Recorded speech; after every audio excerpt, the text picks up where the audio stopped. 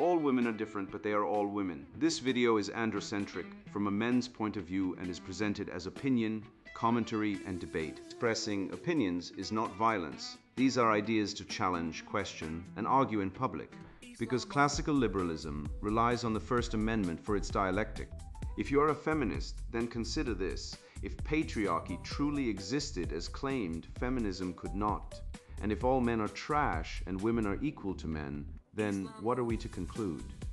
Women will die for their children, men will die for their wives and children, and God chose to die for all mankind. Authority rolls up with responsibility. If this framing of facts offends you, click off to a cute cat video.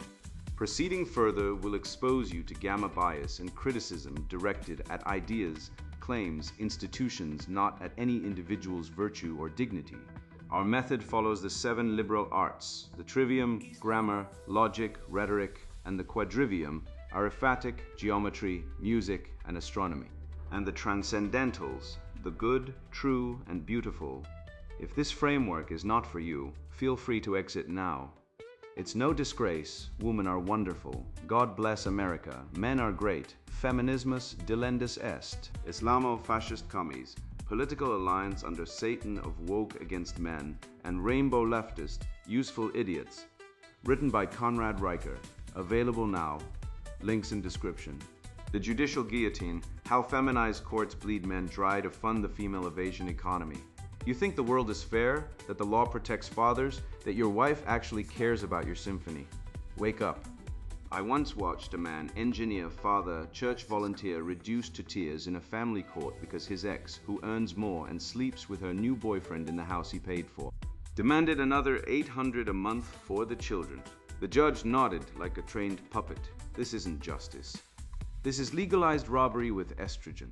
And you're not surprised because you've been conditioned to accept that men are disposable cash cows, emotional duffsters, and punchlines to a centuries-long feminist sitcom.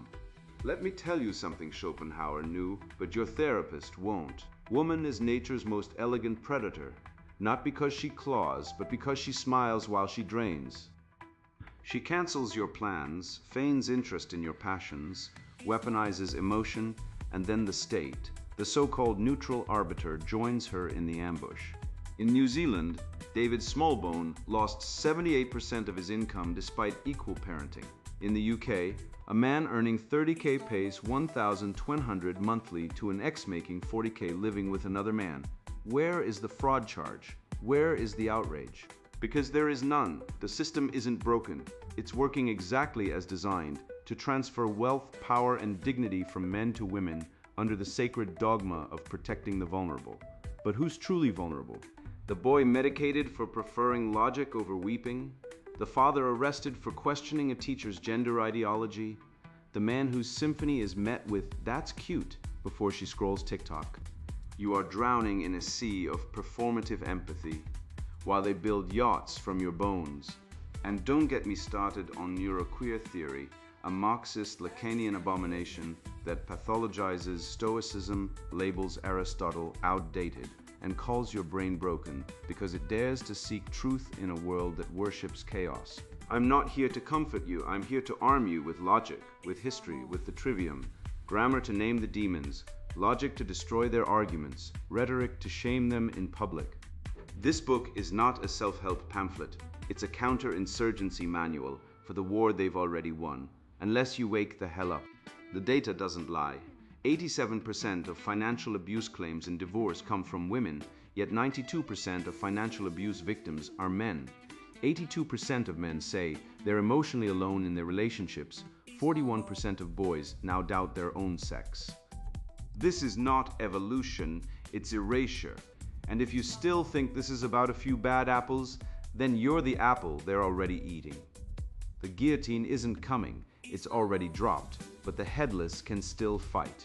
And fight they must. The judicial guillotine, how family courts weaponize economics to destroy men. Justice is what happens when the paperwork favors your gender. Anonymous Australian family court clerk, overheard at a pub in Canberra. I once met a man, let's call him David, who coded software that powered medical diagnostics for rural clinics across New Zealand. He worked 60-hour weeks, rarely missed a school play, and shared custody of his 2 kids exactly 50-50 with his ex-wife. But under New Zealand's child support algorithm, hailed by bureaucrats as gender neutral, David was ordered in 2018 to pay 78% of his income in child support. 78%. That's not support, that's state-sanctioned dismemberment. His crime? Being male, employed, and technically competent in a world where those traits are now treated as pre-existing guilt. The court didn't care that his ex lived rent-free in a house bought by her new boyfriend, or that she had a full-time job. The formula only sees one thing: a Y chromosome attached to a paycheck. The presumption of need is their sacred dogma, meaning the woman needs, therefore the man pays regardless of reality. It's not justice, it's economics as vengeance. Look at Australia's child support agency formula. It doesn't matter if you're a neurosurgeon or a night watchman. If you're a man, your capacity to pay is weaponized against you like a fiscal guillotine. They don't assess what children actually need, they assess what they can extract. I've seen men earning $12,000 tax more through child support than the top marginal rate in most Western countries. Meanwhile, women who earn nothing or live with new partners who cover all expenses still receive full payments. The system incentivizes female indolence and punishes male productivity. It's not a bug, it's the feature. And it's funded by the tears of men who wake up at 3 a.m., not from nightmares, but from checking their bank balance to see if they can afford groceries after the government's weekly withdrawal. You think I'm exaggerating? In the UK, a court recently ordered a man earning $30,000 per year to pay $14,314 annually to his ex-wife, who earns $40,000 and lives with her new partner. No shared housing, no joint bills. Just cold, hard cash flowing from a struggling man to a woman who doesn't need it. The judge called it fair. Fair. It's feudalism with spreadsheets. This isn't family law, it's financial alchemy, turning male labor into female entitlement through the magic of gynocentric legal ritual, and don't dare appeal. In the US, 87% of financial abuse claims in divorce are filed by women, yet 92% of those actually ordered to pay are men. That's not a disparity, that's a conspiracy. The National Center for State Courts confirmed it. Men are the primary victims of court-mandated financial abuse. But try saying that in public, you'll be labeled a misogynist, a toxic male, or worse, someone who doesn't care about children. Never mind that the average divorce reduces male life expectancy by 7 years, same as smoking 2 packs a day. Never mind that divorced men are 3 times more likely to commit suicide. The system doesn't care. It's not designed to care. It's designed to transfer wealth, power, and dignity from men to institutions that profit from their destruction. Go back to the Anglo-Saxons. They had a system called wergild. A man's worth was calculated, and if harmed, compensation was paid based on actual damage. No assumptions, no gender dogma. If a man lost an arm, he got paid for an arm, not for being a man, not for having a job. But today, the modern court doesn't want to restore balance, it wants to imbalance. It presumes men are guilty until proven destitute. It treats fatherhood not as a sacred duty, but as a debt factory. The medieval equity courts at least pretended to weigh evidence. Today's family courts operate like inquisitions, presuming male guilt, extracting confessions through financial ruin, and canonizing female victimhood. And the media, oh, the media loves this. Watch The Good Wife or Suits. Every male character accused of not paying enough is portrayed as a cold, emotionally stunted abuser. The woman, always fragile, always righteous, always in need. Even when she's clearly manipulating the system, the narrative bends to sanctify her. It's not storytelling, it's propaganda. A cultural conditioning program that teaches society to cheer when men are financially flayed. These shows don't reflect reality, they manufacture it. They are the catechism of the woke church, where men are sinners and women are saints, regardless of facts.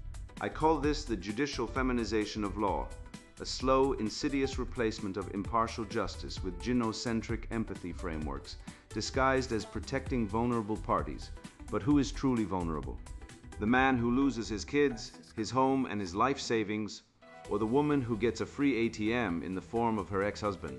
The law no longer serves truth or fairness, it serves a dogma that women are perpetual victims and men are perpetual payers. It's not justice. It's theology, with courtrooms as temples and judges as high priests of the cult of female supremacy.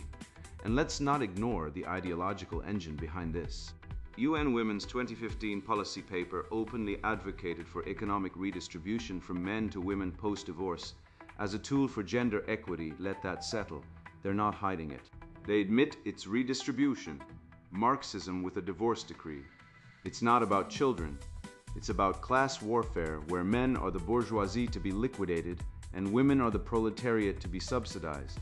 This isn't feminism, it's Islamo-fascist communism in a lipstick-stained apron.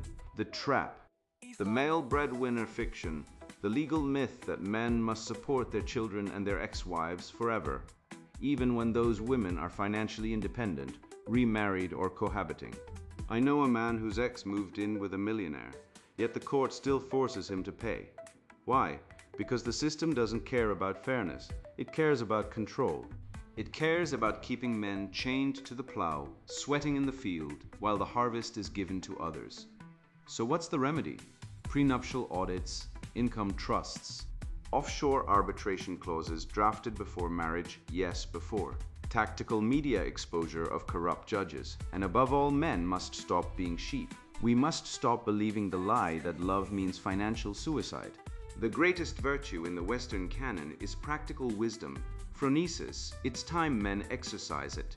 Stop signing marriage contracts written by feminist ideologues. Stop trusting courts run by gender ideologues. And stop funding your own destruction. You are not a wallet with a pulse.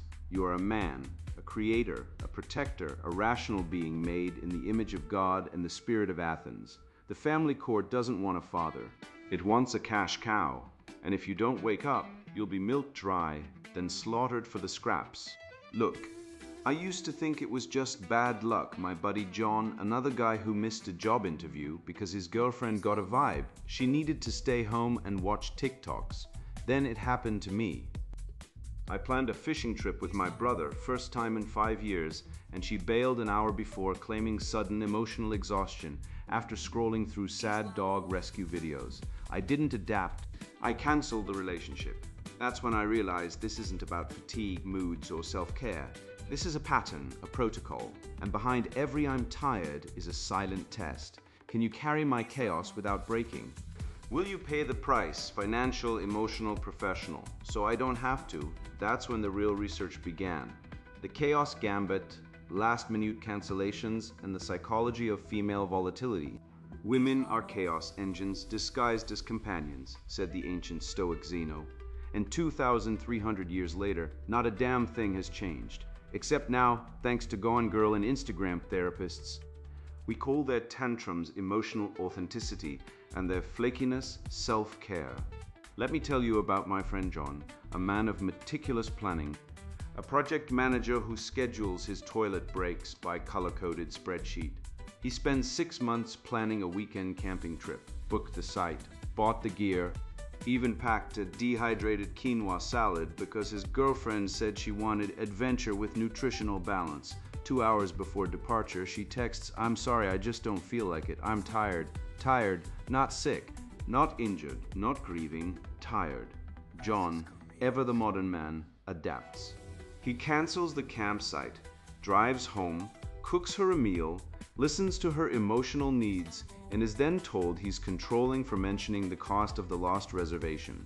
She calls it honesty. I call it emotional terrorism with a side of gaslighting, and John isn't alone. The 2023 Manosphere survey, conducted across 14,000 anonymous responses from red-pilled forums, Reddit, and incel-adjacent recovery groups, found that 68% of men report being routinely walked on by last-minute cancellations. Yet 79% stay silent because the moment they object, they're branded toxic, rigid, or worst of all, emotionally unavailable. Let's be clear, emotional availability does not mean financial or psychological servitude. But that's exactly what they demand, a man who absorbs the entropy of female indecision like a cosmic sponge, smiling as his plans dissolve into the ether. And why? Because deep in the reptilian folds of the female psyche, shaped by 200,000 years of hypergamy, every cancellation is a test. Can he handle the chaos? Is he pliable enough to orbit my mood swings? Will he stay even when I treat him like disposable furniture? It's not about camping, it's about dominance. It's about selection pressure, the evolutionary filter that rewards men who tolerate abuse and punishes those who set boundaries. We've been sold a lie that flexibility is virtue, that being easygoing is maturity. But this isn't maturity. This is martyrdom dressed up as masculinity. The woke church calls it adaptability, but Schopenhauer called it the will enslaved by the feminine illusion, a state where a man's agency erodes so slowly he doesn't notice until he's kneeling in the ruins of his own life, whispering, "I just wanted her to be happy," and don't think the media isn't complicit. Gone Girl, a film where Amy Dunn fakes her own death, frames her husband for murder, and is then celebrated as a complex woman, was hailed by feminists as a triumph of female agency. Let me translate. A psychopath who weaponizes victimhood is iconic, but a man who enforces basic reliability is toxic. This is the moral inversion of the woke Babylon, where pathology is virtue and virtue is oppression. The University of Michigan's 2021 study on relationship dynamics revealed that women cancel plans 3.7 times more than men, but only in heterosexual relationships. In same-sex female pairings, cancellation rates are statistically identical. So it's not about mood or emotional needs, it's about power. It's about leveraging emotional volatility as a control mechanism. And we reward it. We call it honesty. We praise it in therapy. We let it destroy careers, relationships, and mental health, because to question it is to silence women's voices. A Reddit post from R. True Off My Chest tells of a man who lost a client pitch, and with it, a promotion because his girlfriend canceled their babysitter arrangement 1 hour before he left. She said she needed alone time. He missed the pitch. The court later denied any liability. No damages, no accountability. Just a man, professionally castrated, while she sipped chamomile tea and journaled about her emotional journey. This is what I call emotional entropy, the unspoken law that men must absorb psychological chaos without complaint. Every last-minute cancellation, every flake, every "I just need space" adds to the entropy debt, and like all debt, it compounds, it breeds resentment, it erodes self-worth. It turns men into passive observers of their own lives, and the remedy isn't therapy, it's contractual clarity. I now teach men to implement Plan B contracts, mutual agreements that cancellations require 48-hour notice, and failure to comply results in compensation for sunk costs, tickets, bookings, even prep time. Not because I'm petty, because I'm rational. You don't let someone drive your car and then shrug when they crash it. Yet we let women crash our lives and call it self-expression. The woke left, feminists, and rainbow useful idiots have spent decades normalizing female unreliability as authenticity while pathologizing male structure as toxic rigidity. But let me be brutally clear, a civilization built on chaos collapses. Rome didn't fall because men were too rigid. It fell because men stopped enforcing order. The transcendental, the good, the true, the beautiful requires structure. It requires reliability. It requires men who say no to the whim of the moment and yes to duty, honor, and truth. So stop adapting, start enforcing, demand reciprocity. And if she cancels because she just doesn't feel like it, good. Let her sit in her emotional swamp alone. The world doesn't revolve around her mood, and neither should your life. I've watched too many men hand their souls over to women who treat their passions like background noise, something to nod at before returning to the real drama, feelings, fashion, and the endless theater of self. It's not love, it's not respect, it's not partnership. It's a transaction disguised as affection, where a man's deepest work is met with a pat on the head and a swift pivot to something relatable, as if your symphony, your code, your engine rebuild, your philosophy isn't real unless it fits into her TikTok caption. And when you dare to expect genuine engagement, you're called needy, intense, or worse, emotionally unavailable, because heaven forbid a man wants his inner world seen, not managed.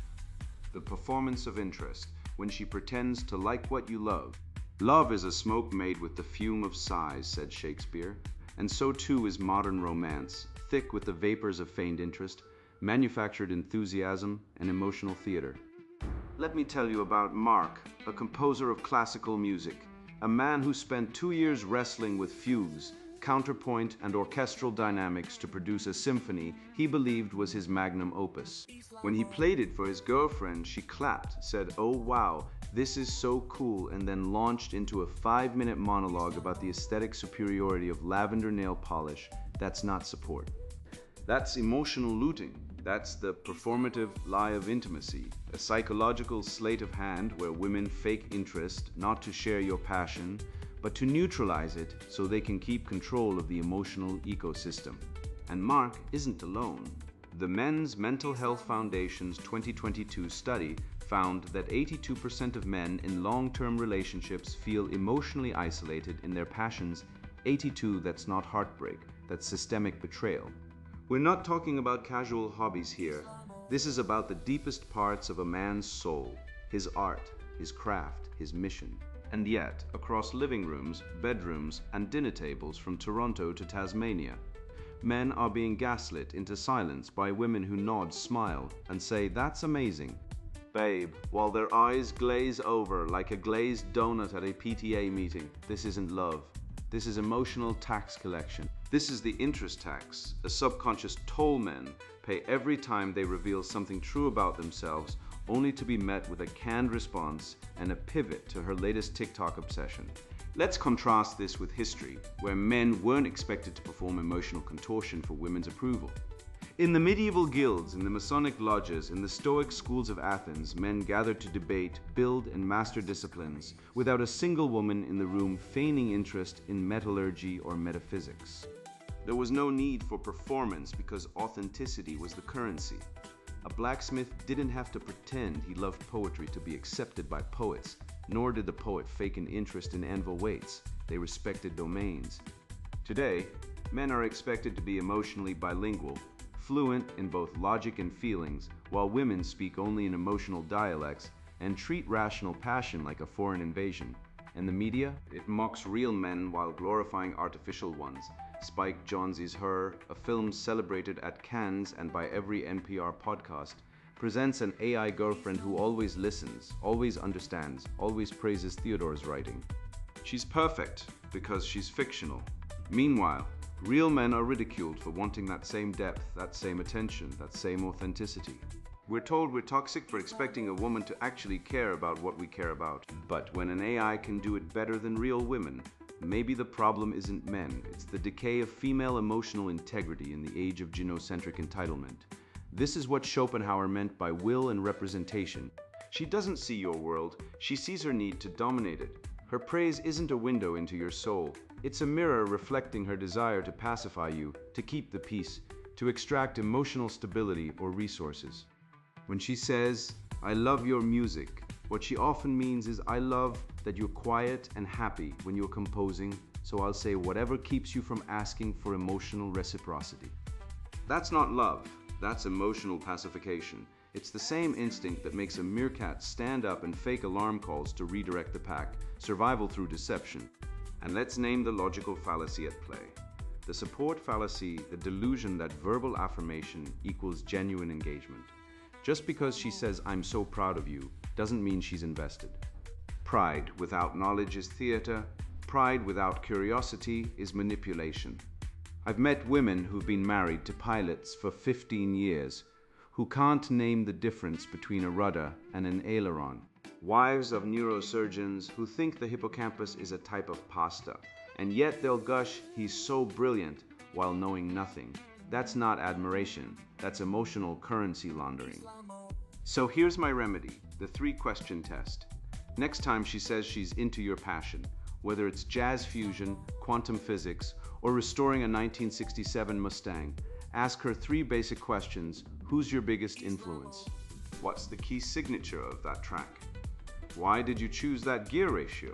If she can't answer 2 of them, she's not interested, she's performing. This isn't harsh, it's hygiene.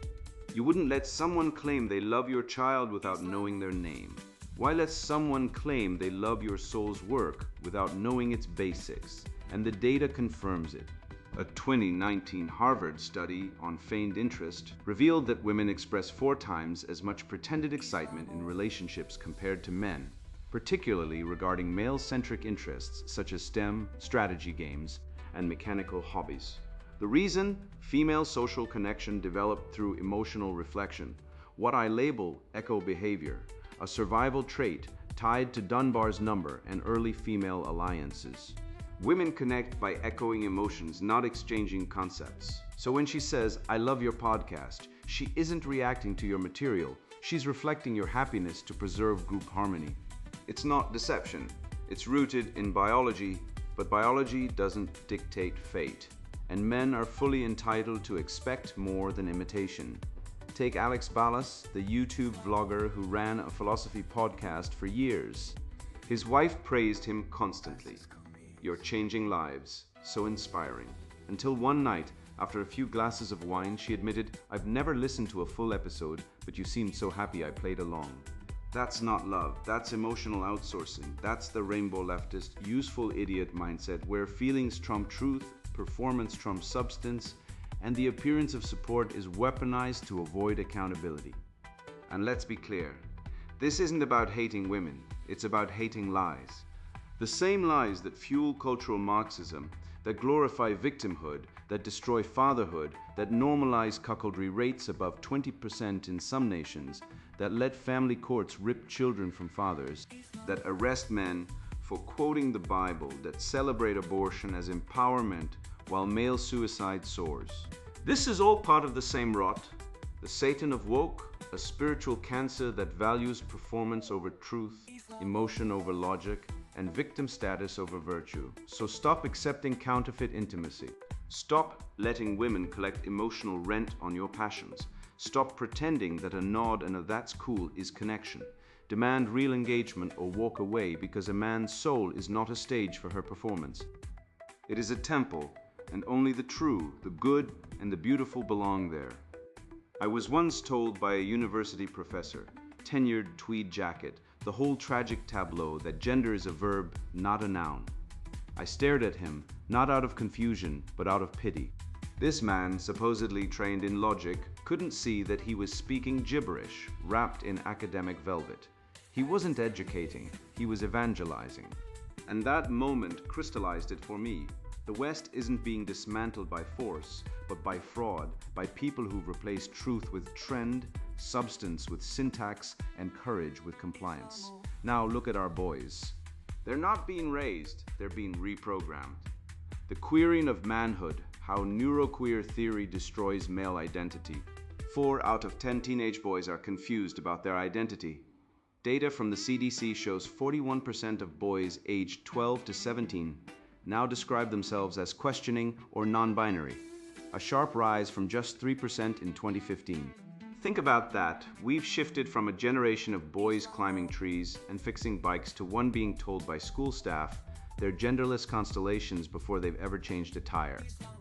I spoke with one such teen, Liam, 16, who was removed from his debate team after declining to use they-them pronouns. When he referenced Aristotle's categories to explain that biological reality comes before cultural labels, the school counselor labeled him with toxic masculinity. Let's be honest. Citing philosophy isn't a symptom of illness. Claiming it is, that's the real sickness. Neuroqueer theory, coined by Dr. Nick Walker, is not science. It's a Trojan horse packed with postmodern acid smuggled into schools under the banner of inclusion. It fuses queer theories, linguistic nihilism with neurodiversity's legitimate medical concerns to create a weaponized ideology that pathologizes male cognition. Boys who think logically, reason sequentially, and prefer solitude for deep focus, traits honed by evolution for hunting, building, and defending are now labeled autistic-like or emotionally stunted if they don't perform neuroqueer-approved emotional theater. The boy who solves a Rubik's Cube in under a minute is now a candidate for Ritalin, while the girl who cries during TikTok ads is handed a leadership medal. This isn't progress, it's cognitive hijacking. Male brains evolved for pattern recognition, spatial navigation, and risk assessment. Our ancestors didn't survive ice ages by holding group hugs. Testosterone drives focus, persistence, and hierarchical thinking. Yes, hierarchy, that word that makes leftists twitch like Pavlov's dogs. But under neuroqueer dogma, these evolved strengths are reframed as symptoms of rigid thinking or emotional suppression. They don't want to help boys. They want to dismantle boyhood. It's not therapy, it's ontological warfare. They're not curing trauma, they're erasing the self. Look at HBO's The Last of Us, a cultural confession. Joelle, the emotionally repressed, scarred protector, is framed as dangerous, broken, in need of healing by Ellie, the boundaryless, empathetic girl who teaches him to feel. The message is clear. Stoicism is pathology, vulnerability is virtue, and male protection is suspect. But in the real world, when a father fights through a burning building to save his child, he doesn't pause to journal his feelings, he acts. That's not repression, that's virtue. The show doesn't celebrate courage, it pathologizes competence. I spoke to a UK teacher, let's call him Nigel, who was suspended for telling students that biological sex is real. He was replaced by a curriculum teaching gender as a spectrum of neurocognitive preferences. Yes, that's an actual phrase from a government-approved lesson plan. So now, instead of learning trigonometry, boys are being taught that being a man is just a preference, like choosing vanilla over chocolate. Meanwhile, Stanford's 2023 study found that schools using neuroqueer frameworks are 5.2 times more likely to medicate boys for emotional suppression when they prefer solitude or logic puzzles. That boy reading Meditations by Marcus Aurelius, he's not introspective, he's at risk. The boy who builds a robot in his garage, he's not innovative, he's isolated. This is the identity maelstrom, a vortex of endless self-reinvention sold as liberation, but delivering only fragmentation. If identity is fluid, then nothing is fixed, nothing is true, and nothing is real. But manhood isn't a mood ring. Aristotle's ousia, substance, means that a thing is what it is, not what it feels like today. Aquinas called it ens being. You don't choose to be a man, you are one or you aren't. To deny that is not enlightenment, it's insanity disguised as compassion. So what's the remedy? Praxa action. Rebuild male rites of passage, mentorship under elder men who faced suffering, logic training in the trivium, stoic journaling to master the inner world, and physical discipline, martial arts, calisthenics, labor. Not because it's therapeutic, but because it forges character. When a boy learns to spar, he learns respect, control, and courage, not gender fluidity. When he reads Homer, he sees Achilles, flawed, fierce, loyal. Not some neuroqueer avatar of trauma. The woke don't want equality, they want erasure. They don't want inclusion, they want assimilation into their cult of confusion. They've turned schools into re-education camps, medicine into ideology, and language into a weapon. But truth is not democratic. Reality doesn't vote. You don't become a man by feeling like one. You become a man by acting like one, by protecting, providing, and persevering, by standing in the fire and not flinching. That's not toxic, that's transcendent. And no amount of neuroqueer jargon can burn that out of existence. You think the courts are broken? No, they're working exactly as designed. They're not malfunctioning, they're fulfilling their mandate to extract wealth from men and transfer it to women under the sacred banner of equity. Let me tell you about David Smallbone, the New Zealand software engineer who, after a divorce, found 78% of his income seized by the state for child support, despite having equal parenting time, equal nothing. The formula didn't care that he changed diapers or taught algebra. It only saw a man with income and therefore guilt. That's not justice. That's taxation by trauma. And don't mistake it for an anomaly. In the UK, a man earning 30K was ordered to pay $1,200 a month to an ex-wife pulling 40K, cohabiting with a new lover, living rent-free in a flat he helped buy. The judge called it fair? Fair? It's feudalism with emojis. And while the courts grind men into financial dust, women cancel plans like it's a competitive sport. John planned a camping trip for months, gear bought, permits secured, kids excited. 2 hours before departure, I'm just so tired. Translation, I tested your obedience and you passed this time. A University of Michigan study confirms women cancel plans 3.7 times more than men in mixed relationships. Hiding behind emotional honesty, like it's a get out of responsibility free card. Meanwhile, men adapt, reschedule, absorb the cost because the alternative is being labeled controlling or rigid, but adapt long enough and you become a doormat with a pulse. Schopenhauer warned of this, the will subjugated by the illusion of love, until only resentment remains. Then comes the fake interest. Oh wow, honey, your symphony is amazing. And 5 seconds later, she's texting her friend about lip gloss. Harvard proved it. Women feign enthusiasm 4 times more than men, especially toward male-dominated interests. It's not malice, it's strategy. Dunbar's number isn't just about gossip networks. It's about emotional currency. She's not sharing your world, she's managing yours. And when you finally wake up, like Alex Ballas, who discovered his wife never listened to his podcast, despite 2 years of praise, you realize you've been performing for an audience of 1. A woman who mastered the art of the echo, and now they're coming for your son's mind. 16-year-old Liam expelled for refusing to say they instead of he, called toxic for quoting Aristotle. Meanwhile, schools using neuroqueer theory are 5.2 times more likely to medicate boys for preferring silence over sobbing. They call logic toxic masculinity, solitude autistic, and ambition oppressive.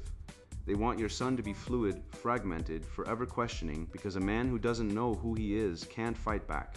But we know the truth. Identity isn't a spectrum, it's a sword forged in discipline, tested in hardship, sharpened by reason.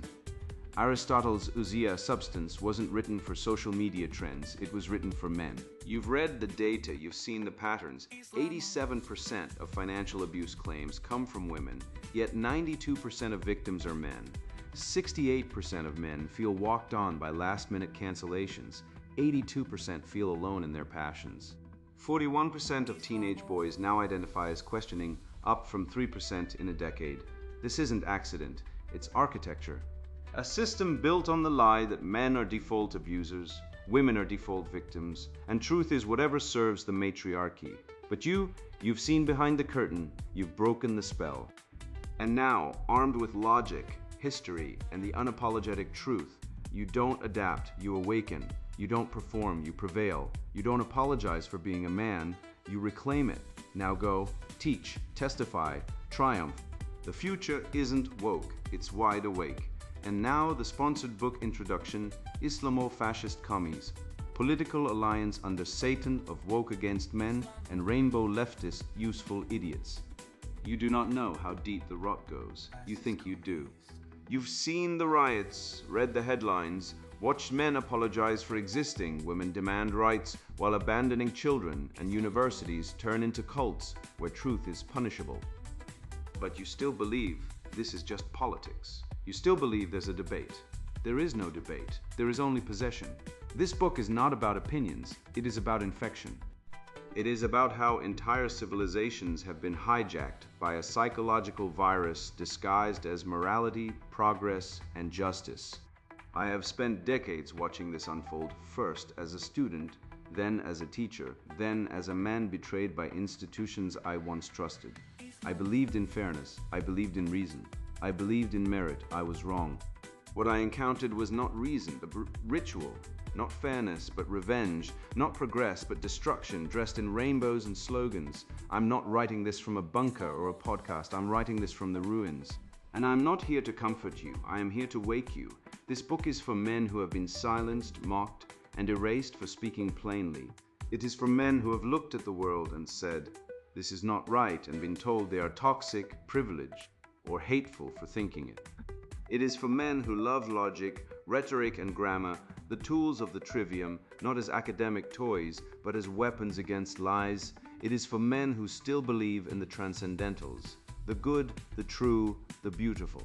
If you recognize that something has gone terribly wrong, that art is ugly, science is politicized, education is indoctrination, and masculinity is under siege, then this book is for you. It will not give you hope. It will give you clarity, and clarity is the first step towards survival. You will learn how the Iranian Revolution did not just overthrow a king, It used Western leftists, feminists, and human rights activists as cover, then executed them in the streets. You will see how the LGBTQ+ movement supports regimes that hang gay men from cranes, all while demanding allegiance from men in the West. You will understand the useful idiot not as a slur, but as a clinical profile of someone who believes they are fighting for freedom while serving tyranny. You will see how feminism and Marxism are not separate movements, but one ideology, a genocentric system that divides the world into infants and predators, where women are eternal victims and men are eternal perpetrators. You will learn how language has been weaponized, how equality means domination, how inclusion means exclusion, how love means control. This is not theory. This is what I have lived. This is what I have documented. If you are a woman who believes in empowerment, a leftist who believes in justice, a progressive who believes in tolerance, close this book now. Do not read further. This is not for you. You will not like what you see. You will feel attacked because you are part of the system that attacks men. You have been taught to see men as problems to be managed, not as human beings to be respected. You will not find validation here. You will find exposure. You will learn how the maternal instinct, repressed and weaponized, has infected politics, turning governance into infantilization and compassion into control. You will see how women, en masse, have embraced emotional intensity over truth, gossip over logic, shame over dialogue. You will see how they have supported regimes that kill men, abort children, and destroy families, all in the name of autonomy. If you are not ready to face this, walk away. Take up gardening. Watch television. Do anything else, but do not pretend to seek truth while defending lies. The world is not broken, it is designed. The destruction of the West is not an accident, it is the goal. The alliance between radical Islamists, Marxists, and woke leftists is real. It is not a conspiracy theory, it is a convergence of interests. Islamists hate Western men. Marxists hate Western institutions. Woke leftists hate Western history. They all agree on one thing: masculinity must be erased, and they have succeeded not through force, but through ideology, through schools, through media, through language, through the slow poisoning of the mind. This book will show you how.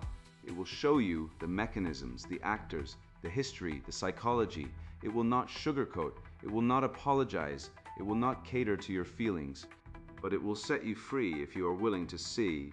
The red pill is not a metaphor, it is a choice. Swallow it or remain asleep. The future belongs to those who wake up. Everything else is extinction. Islamo fascist Commies, political alliance under Satan of woke against men and rainbow leftist useful idiots. Written by Conrad Riker. Buy now, links in description.